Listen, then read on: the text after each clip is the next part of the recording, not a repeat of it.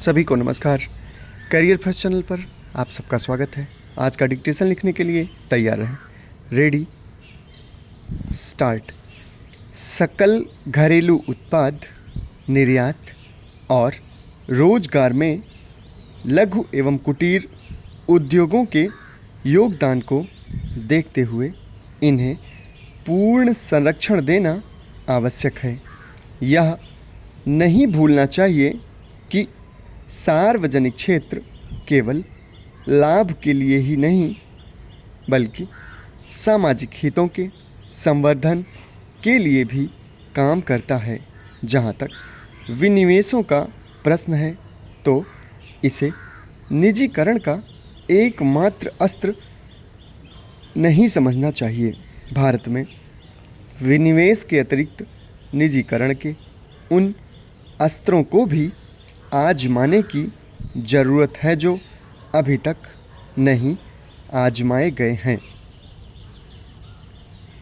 जहाँ तक निजीकरण के औचित्य का प्रश्न है तो वास्तविकता यह है कि आज निजीकरण प्रत्येक देश की अर्थनीति का एक अभिन्न अंग बन चुका है।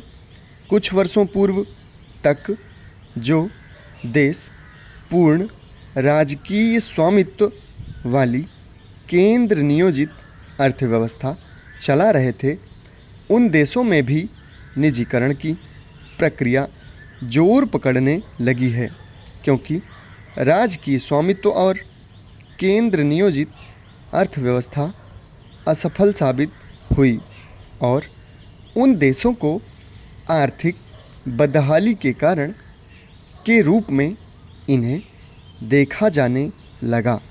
सरकारी स्वामित्व और नियंत्रण वाले व्यवसाय और उद्योग के संबंध में भारत जैसे मिश्रित अर्थव्यवस्था वाले देश का अनुभव भी अच्छा नहीं रहा।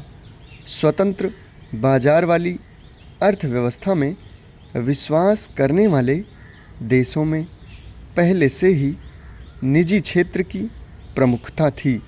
फिर भी कृषि उद्योग एवं सेवा क्षेत्र का जो हिस्सा सरकारी नियंत्रण में था, उनसे अपेक्षित परिणाम हासिल नहीं हुए और उन्हें निजी क्षेत्र के हवाले करना पड़ा।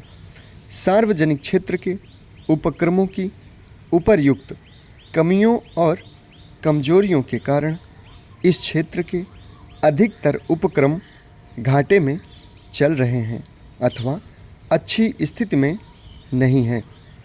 फलतः ये सरकारी खजाने और वस्तुतः देश के करदाताओं पर बोझ बन गए हैं और अनिश्चित काल तक राजकोषीय सहायता पर इनका संपोषण नहीं किया जा सकता है। अलाभकारी प्रतिष्ठानों के सरकारी संपोषण के फलस्वरूप राजकोषीय घाटे में वृद्धि होती है और देश की अर्थव्यवस्था को स्वभावतः प्रतिकूल परिणाम भुगतना पड़ता है। निजीकरण के माध्यम से इस स्थिति से निजात मिल सकती है।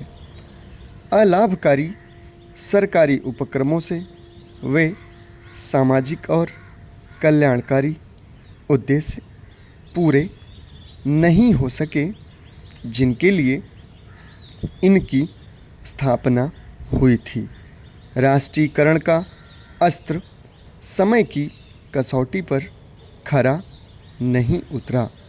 सार्वजनिक क्षेत्र में सुधार के लिए अब तक जो भी प्रयत्न किए गए वे सफल नहीं हो पाए और अब यह महसूस किया जा रहा है कि इन्हें पटरी पर लाने के प्रयास के बजाय इनका स्वामित्व और संचालन निजी क्षेत्र के सुपुर्द कर देने में ही देश का हित है।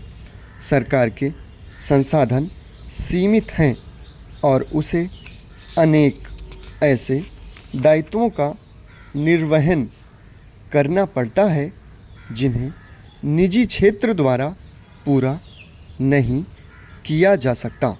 समाप्त। धन्यवाद।